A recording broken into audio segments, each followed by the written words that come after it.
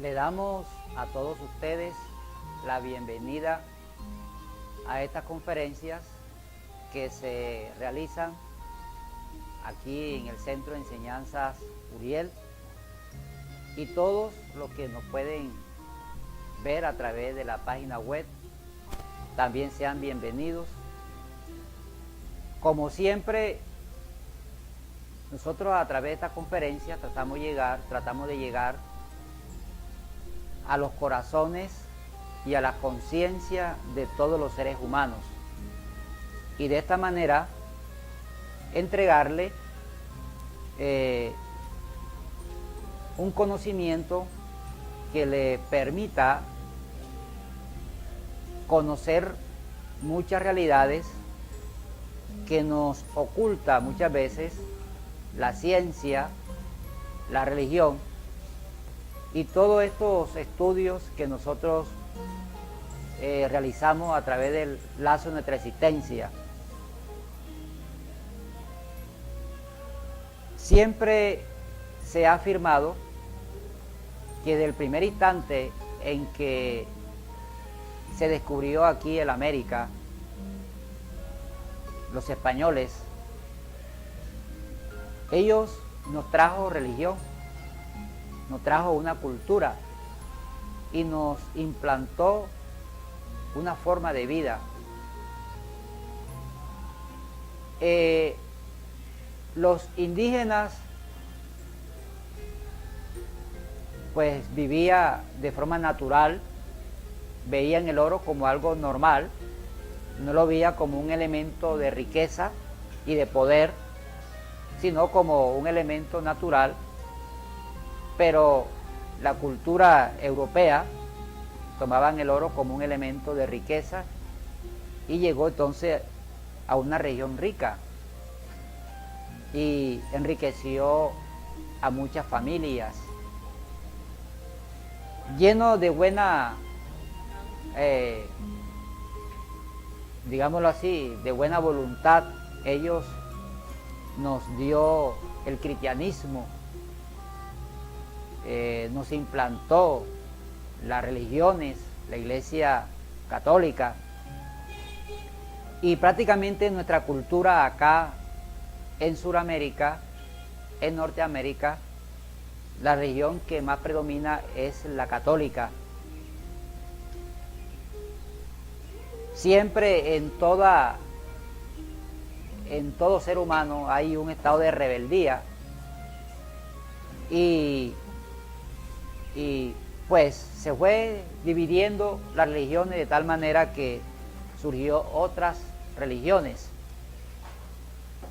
Pero dentro de la cultura de la religión católica siempre se habla sobre la historia de esos pueblos donde el Maestro Jesús tuvo como escenario para entregar un mensaje. Por eso el libro sagrado es las Sagradas Escrituras, la Biblia, en nuestra cultura católica. Y se toma como el ejemplo del Maestro Jesús, que dividió la religión, donde antes del Maestro Jesús se daba el Antiguo Testamento y posteriormente un revolucionario entrega el Nuevo Testamento. Pero sin embargo, si nosotros comparamos estas dos cosas, nos damos cuenta que todo indica lo mismo, de la necesidad de que el ser humano que debe tener en acercarse a Dios como un ser superior, como un ser supremo. Con el tiempo, la religión se convirtió en un dogma de tal manera que ya se introdujo en la política, se introdujo en la parte social y se ha utilizado en la actualidad como un medio de someter a la humanidad. Le colocan un Dios castigador, un Dios que estaba pendiente de todo lo malo para castigar, un Dios que crea las centellas que crea la muerte, etcétera, etcétera. En estos tiempos le tocó a la América Latina un nuevo bodhisattva, un nuevo personaje, un ángel. Y precisamente le tocó nacer en Colombia. Se llama Samael Aún Weor, donde trata de coger todas las religiones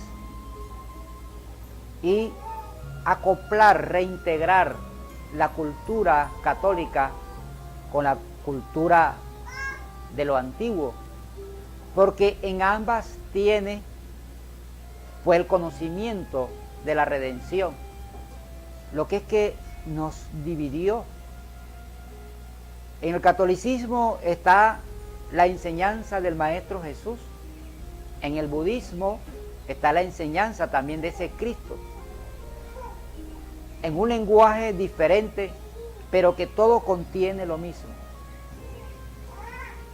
Y muchos de nosotros los colombianos no aceptamos todavía al Maestro Samael como el bodhisattva, el maestro que está encargado de unir las religiones, de darle una nueva oportunidad a la humanidad, de otra vez reconciliarse con su real ser. De ahí nació o surgió lo que se tenía oculto, que es la sabiduría gnóstica. Pues la gnosis siempre ha existido y lo habló la Iglesia Católica en su lenguaje y lo habló los antiguos en su lenguaje. Es el gnosticismo que ahora se predica a la humanidad que sufre como el quinto evangelio del reino, profetizado por esos sabios para los tiempos del fin. Entonces, como nosotros estamos acostumbrados a la cultura y vemos como los sabios, todos aquellos que están en esos mundos antiguos, muy poco podemos aceptar a Samael Aún Weor como un regente de esta época, como un maestro, como un arcángel encargado de entregar una cultura nueva, un conocimiento que une a todas las religiones para que todos hablemos un solo lenguaje y de esta manera podamos encontrar la verdad. Con todo eso, como la gnosis descorre los conocimientos, no solamente religiosos, sino científicos, filosóficos y el arte más profundo, entonces siempre este conocimiento ha sido perseguido. Y es una de las razones que cuando el maestro Samael sale o saca a la luz pública el primer libro, El matrimonio perfecto, es perseguido. Y todavía todas las religiones se han encargado de perseguir la enseñanza gnóstica, porque la ignorancia del ser humano o las tinieblas en que nos encontramos, vemos la luz como tiniebla y la tiniebla como luz. Pero como nosotros tenemos una influencia cósmica y la divinidad está luchando por la transformación de los terrícolas, de nosotros los terrícolas, pues hacen esfuerzo y superesfuerzo para que nosotros evolucionemos y para que este planeta evolucione. Entonces se está dando las cosas de tal manera de que la gnosis ya se está reconociendo como la tabla de salvación. Ya podemos hablar libremente de este conocimiento, pues la mente del ser humano está abierta para poder recibir este mensaje. La revolución psicológica del ser humano y la revolución sexual del ser humano han llevado a la humanidad a tomar una decisión. O se transforma o perece. La misma energía y los mismos medios hace para aquel rebelde sincero, de buen corazón, que quiera una transformación, tener la fuerza necesaria para su evolución. Pero también la misma fuerza aquel que no quiere cambiar, entonces lo lleva y lo condena a la muerte. Esta es la razón por la cual en la actualidad hay más violencia, pero también brilla más la luz. Hay más hambre, pero también brilla más la necesidad de la autorrealización. Hay más necesidades, pero iguales. Y es ahí donde la gnosis cumple un papel muy importante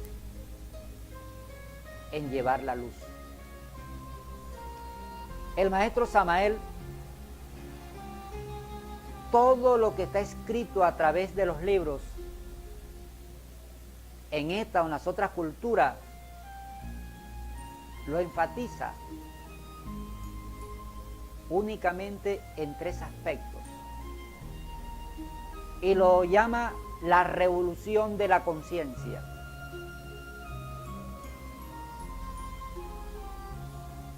Hay que aclarar que cuando hablamos de la revolución de la conciencia, estamos hablando de la conciencia en sí. No estamos hablando de algo que se ha leído o que algo que se ha pensado o razonado. No estamos hablando de un concepto, estamos hablando de un factor de conciencia, algo profundo, íntimo. Y la revolución de la conciencia, o sea, esa parte profunda, digna que tiene todo ser humano, debe rebelarse contra el mal, contra la maldad del mundo, de su propio mundo interior, de su propio universo. Cuando esa parte conscientiva del ser humano, que es muy residual, se revolucione, ellas la traen a estos lugares, a venir a escuchar estas conferencias, a buscar la salida del estado en que se encuentra. Cuando la conciencia se revolucione, entonces notará que este mundo es una ilusión y que la vanidad de la vida es perecedero, que con el tiempo lo da y el tiempo lo quita, y que lo real jamás desaparece. Entonces la conciencia comprenderá que todo por lo que lucha el ser humano son cosas ilusorias, que a la final, cuando uno muere, todo se queda, y que lo único que se queda son los valores de la conciencia, los valores internos, que es el resultado de su próxima existencia, en la forma de vida de su próxima existencia. Eso únicamente lo comprende la conciencia, la parte íntima de cada uno.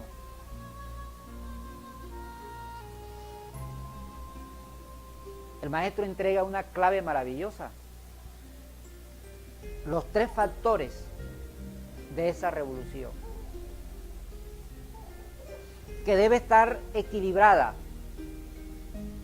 No se puede trabajar con uno, dejar o pasar por desapercibido otro.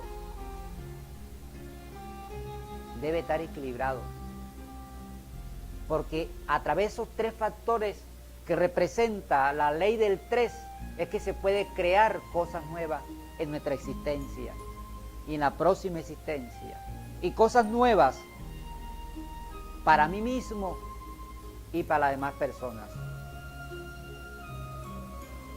hemos podido verificar por sí mismo de que cuando el ser humano cambia psicológicamente, todo lo que está a su alrededor tiende a cambiar. He podido verificar por sí mismo que cuando el ser humano psicológicamente está grave, está mal, todo lo que está a su alrededor está muy mal.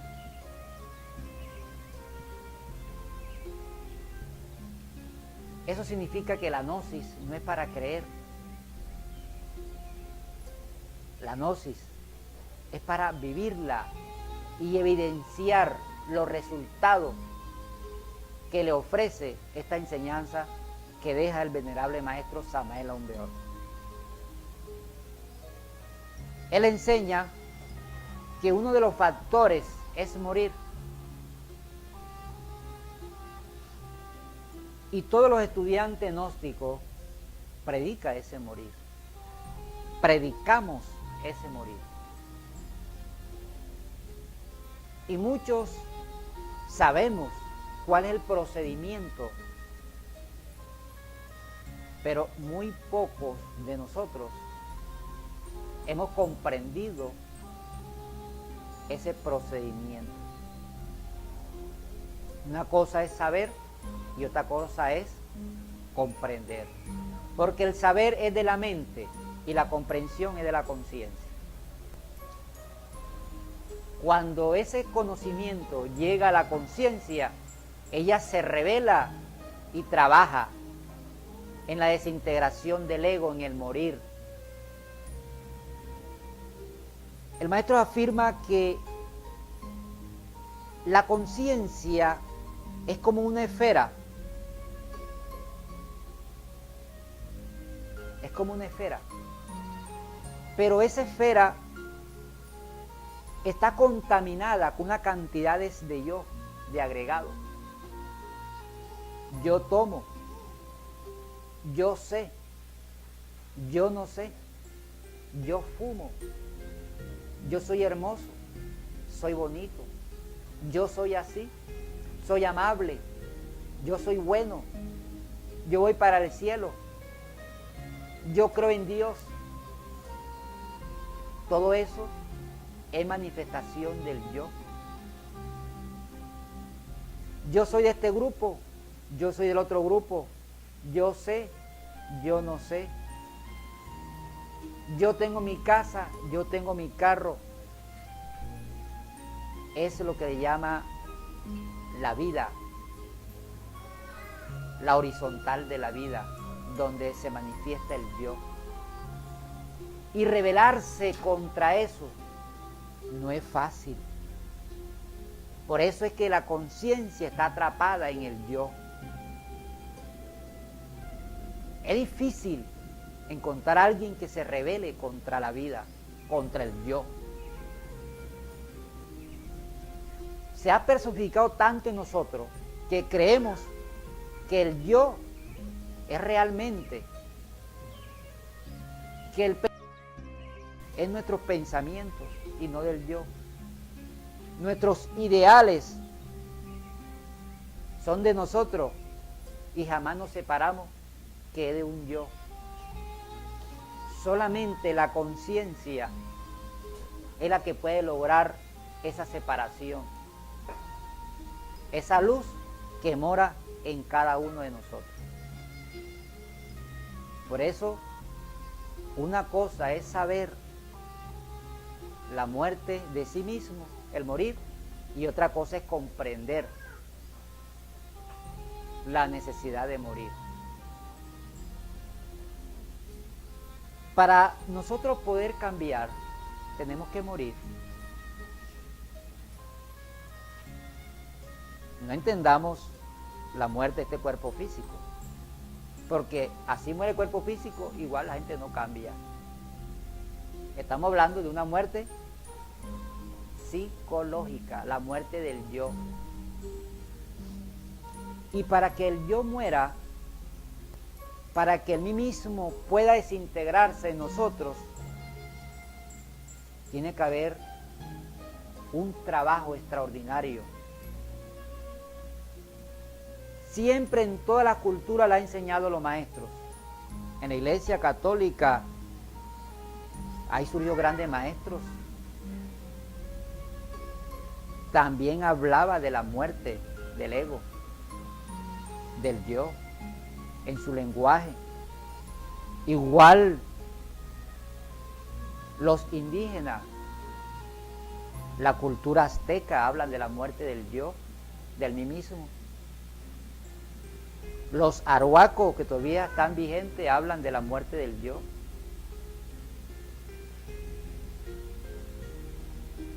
También, por ejemplo,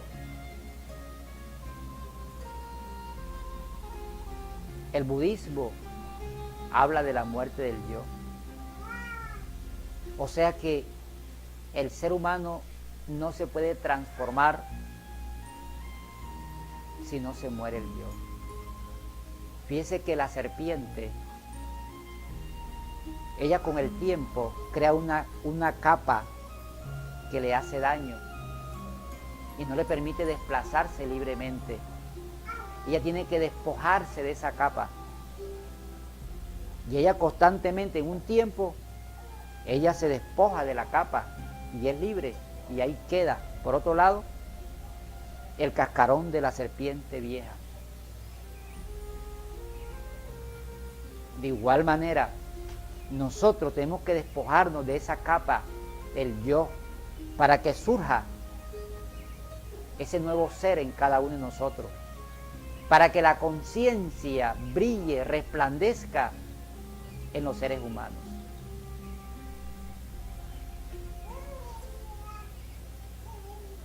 Esa capa que se despoja la serpiente no tiene vida, muere. De igual manera, algo en nosotros debe de morir para que algo nuevo en nosotros tiene que nacer. Por eso la muerte del yo lo entrega el maestro Samael como uno de los factores en los cuales permite la transformación del hombre. Y que no todos estamos dispuestos a realizar ese trabajo. Él lo ha dicho. El 97%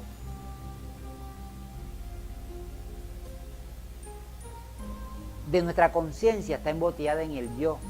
Y únicamente en nosotros se manifiesta lo más digno, lo más decente, únicamente es un 3%.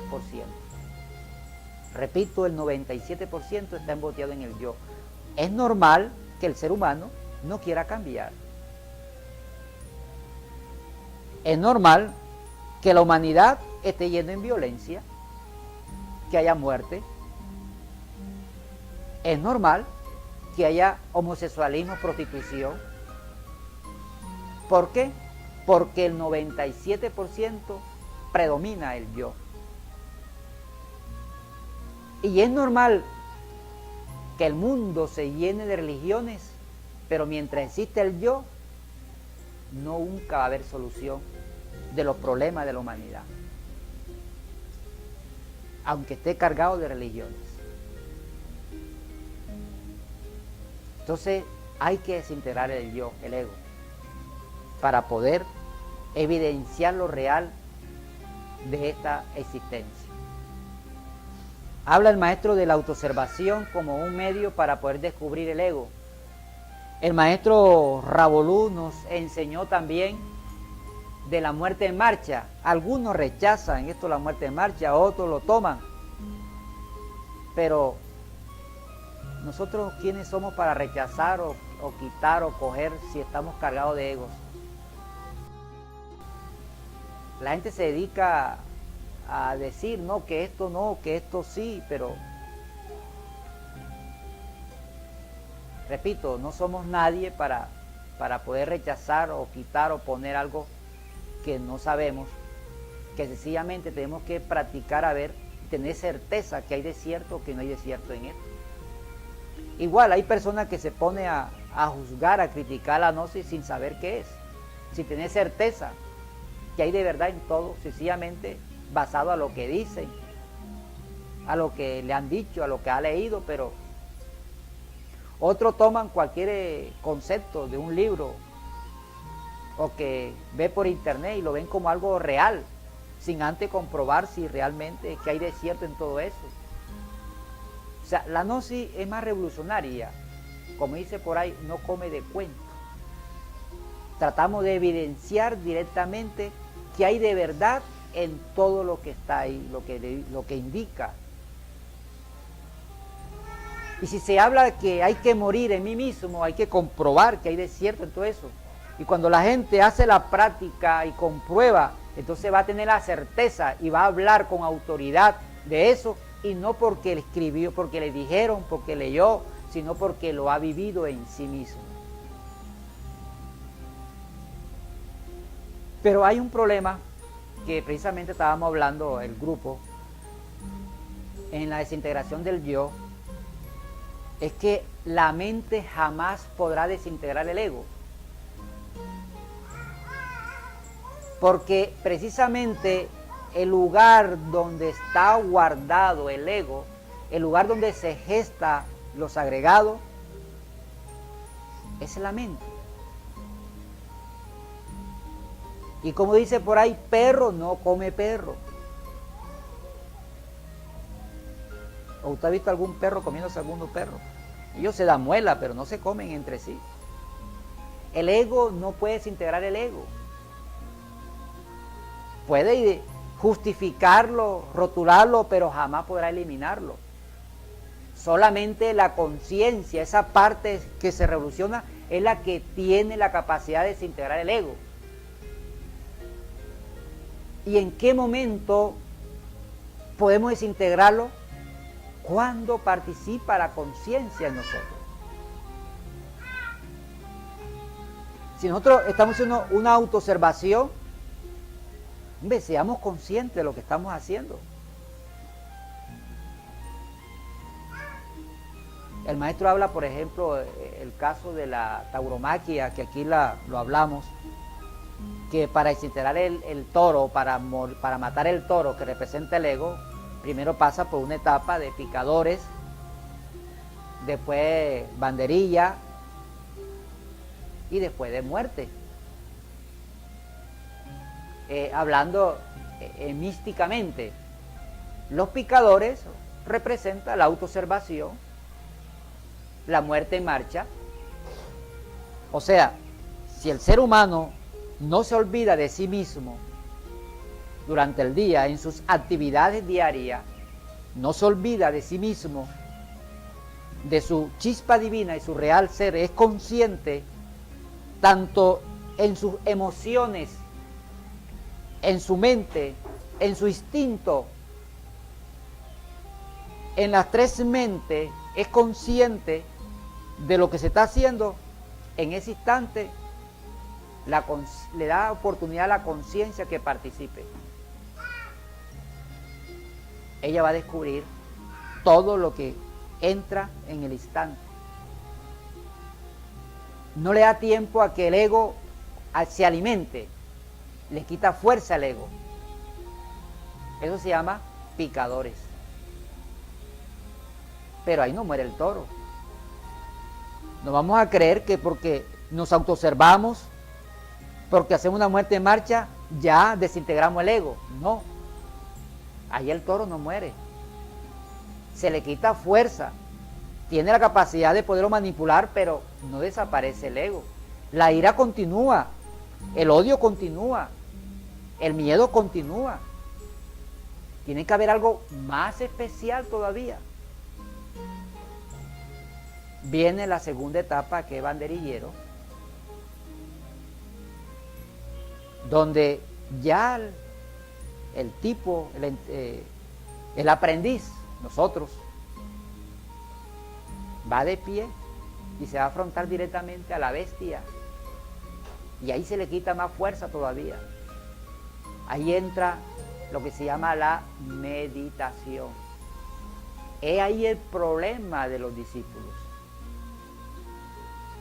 Porque Queremos meditar con la mente, y meditar no es más sino dejar la mente en quietud para que la conciencia pueda afrontarse a la bestia, no la mente.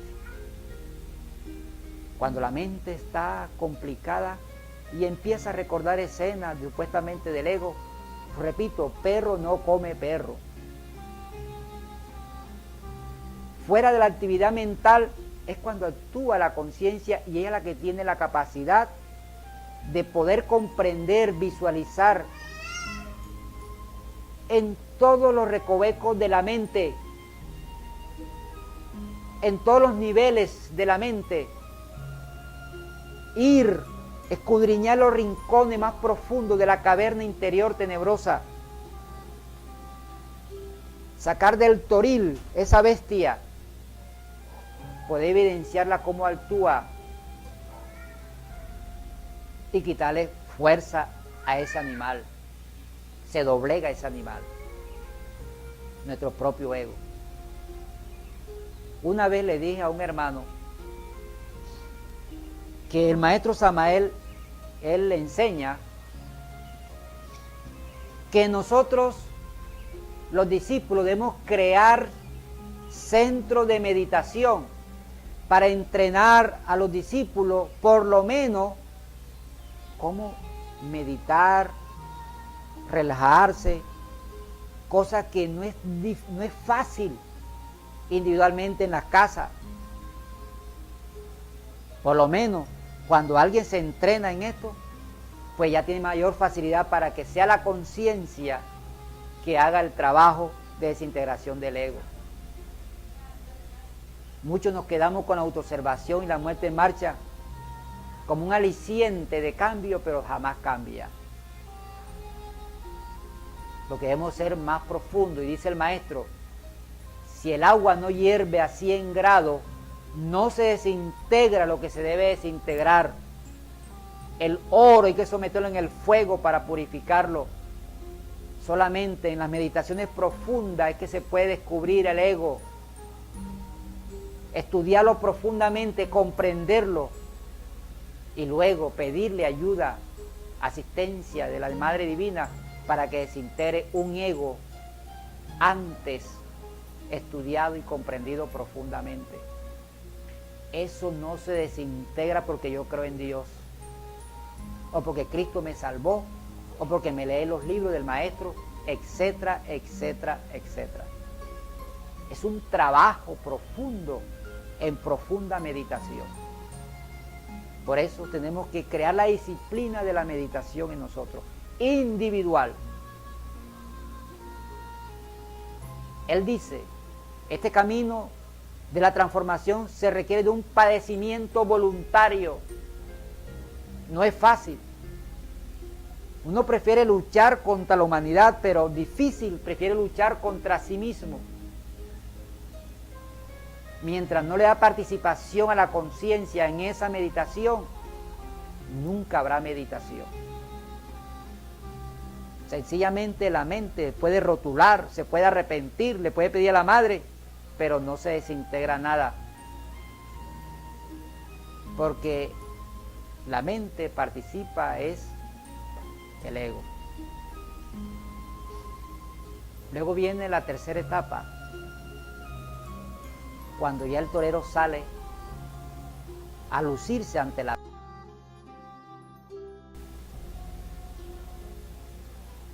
Y eso únicamente lo hace los maestros, con ayuda de la Madre Divina. Al toro se mata con la espada. Y esto lo hablan los antiguos. Pero la gente, como dice en la Sagrada Escritura, teniendo oído, no oyen. Ojos y no ven. Entendimiento y no entienden. El poder para matar a la bestia está en el sexo. Es la espada flamígera. Es el poder que nos permite desintegrar el ego.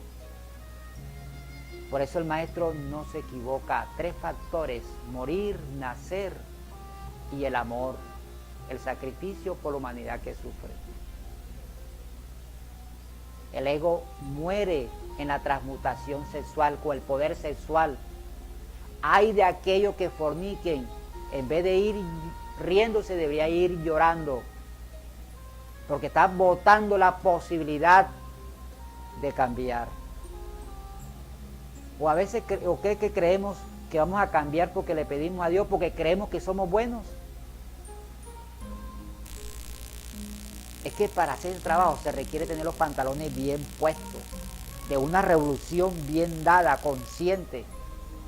Eso no es para todo el mundo. Son para aquellos que realmente quiere transformarse y tiene que tener una lucha, tiene que tener decisiones, tiene que olvidarse de la fantasía, de la ilusión de la vida y rebelarse contra la misma vida y empuñar la espada para trabajarle al Cristo interior. Ese Cristo está contenido en nuestras energías sexuales y Él dice, nadie llega al Padre si no es por mí. Pero a las religiones lo disfrazan. Ese poder le dio vida al ego y ese poder le da muerte al ego. No hay otra. Cuando se muere el ego, nace el Cristo. Morir y nacer son cosas equilibradas y el amor une las dos. El sacrificio por la humanidad, llevar la luz, nos permite que la divinidad tenga misericordia de nosotros y nos ayude en este trabajo de la desintegración del ego. La persona que no le gusta entregar las enseñanzas y que no ayuda a la humanidad que sufre, que no tiene piedad por la humanidad que sufre, es un egoísta, un ego que no le permite avanzar espiritualmente. Pero hay que comprender lo siguiente: ayudar a la humanidad que sufre no es lucrarse con ese trabajo, es por amor a su ser. Entonces no hemos quedado en coger la ayuda por la humanidad para tener un lucro, vender cosas,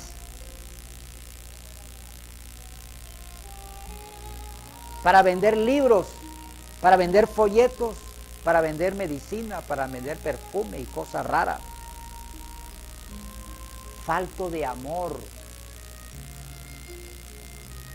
¿Cuándo un ser humano puede avanzar espiritualmente si el sacrificio lo está vendiendo? Entonces ya aquí se lo pagaron, no tiene derecho a ese dinero cósmico.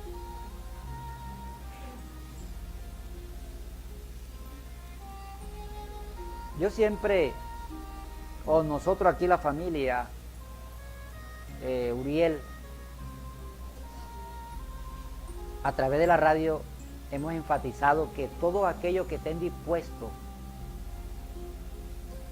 a servirle a Dios sin ánimo de lucro, están los micrófonos abiertos. Y generalmente todos aquellos que están dispuestos a cambiar, aquí están las puertas abiertas, sin ánimo de lucro. Porque cada ser humano debe velar por su familia con su trabajo y no vendiendo cosas espirituales.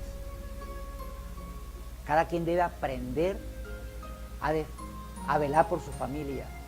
Si hizo un compromiso, ellos tienen que dar cuenta. Si se casó, tiene que velar por el matrimonio, por su esposa, su esposo, su hijo.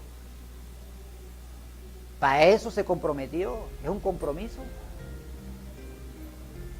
Muchos se comprometen y le tiran la pelotica al suegro o a la suegra, al tío, al abuelo.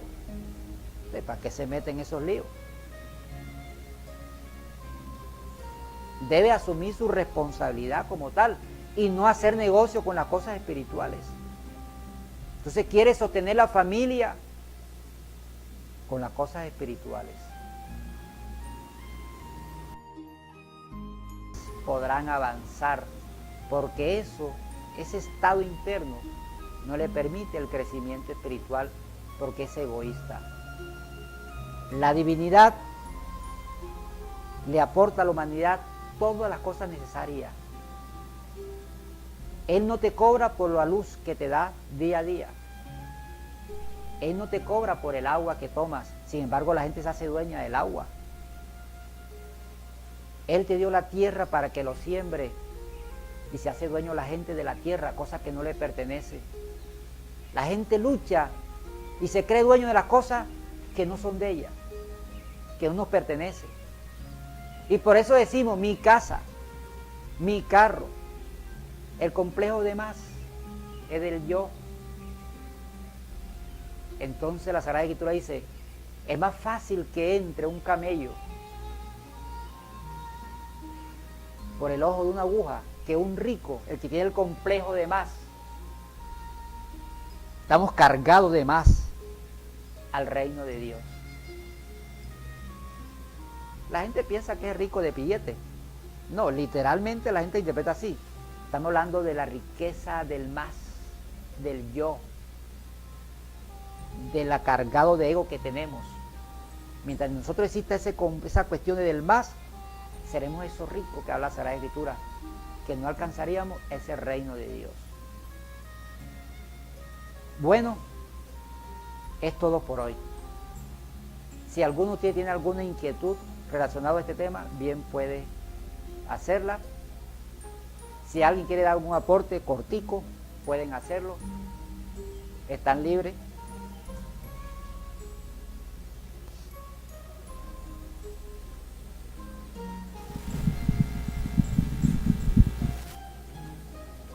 Buenas tardes. Según lo aprendido con el tema de hoy, yo quisiera saber entonces si hay que cumplir las leyes de pronto terrenales como la del bautismo, que nos exigen algunas iglesias, o de pronto el bautismo y la primera comunión. Bueno, ante todo, nosotros vivimos en una sociedad y en esa sociedad, para que tenga un equilibrio, establece ciertas normas, ciertas leyes. Si nosotros no somos capaces de cumplir lo más sencillo, que es una ley de aquí terrenal, mucho menos vamos a cumplir las leyes que no conocemos, que para conocerlas tenemos que liberar la conciencia. Si se convierte en norma en esta sociedad, hay que cumplirla. Y no con esto quiere decir de que no, porque yo creo otra cosa, voy a llegar al extremo del fanatismo y no voy a hacer tal cosa. Porque ese es el problema de la humanidad, que lo lleva todo al extremo del fanatismo. Hay que aprender a ser inteligente, equilibrado. Cumpla. Ahora, eso tiene un simbolismo. Y cuando usted cumple con esas leyes, usted está retomando dentro de sí mismo, ¿qué significa dentro de sí esa primera comunión? Porque físicamente está representado unos eventos interiores. Cuando usted se bautiza, tiene que buscar adentro como que esa escena, ese escenario, lo va a comprender cuál es el verdadero bautismo en la cual usted quiere llegar. Pero ¿qué hace con la persona? Se queda únicamente con la parte externa. Y aquí vemos que con eso cumplimos. No, es un simbolismo de lo que debemos realizar individualmente, internamente. Por eso la Iglesia Católica tiene un conocimiento esotérico, pero que la mente del ser humano lo ha ocultado. Por eso digo, cuando hablo de conocimiento esotérico, estamos hablando de un conocimiento interno. El maestro Samael unió, aquí se habla de conocimiento católico, pero también se habla de conocimiento de los antiguos, el budismo, todo ese conocimiento que se dio en las pirámides, todos esos conocimientos de Quetzalcóatl, ese conocimiento de los incas, esos conocimientos de los hindúes, de los chinos, recopila todos esos conocimientos para dar a entender que la religión no son formas, son principios y valores internos y están contenidos en cada una de las formas. Entonces hay que aprender a respetar las leyes terrenales, porque eso nos está enseñando a que hay que también respetar las leyes celestiales. Entonces, repito, no llevemos nada al extremo ni al fanatismo, sencillamente ser equilibrado. Si tenemos los hijos y tenemos que bautizarlos por norma, pues bautícelos. Si a ustedes, por ejemplo, a ustedes le exigen por cuestión de su trabajo que tiene que casarse, cásese. Ahora que porque ya estoy aquí, yo sé que es el matrimonio, no me voy a casar, ¿no? Si de eso depende su trabajo, cásese y trabaje para que gane la comida. No seamos extremistas en ese sentido, seamos equilibrados. ¿Está bien? ¿Qué otra inquietud tiene? ¿No hay más inquietud relacionada con el tema? Bueno, entonces a los hermanos aquí presentes les doy gracias por su asistencia.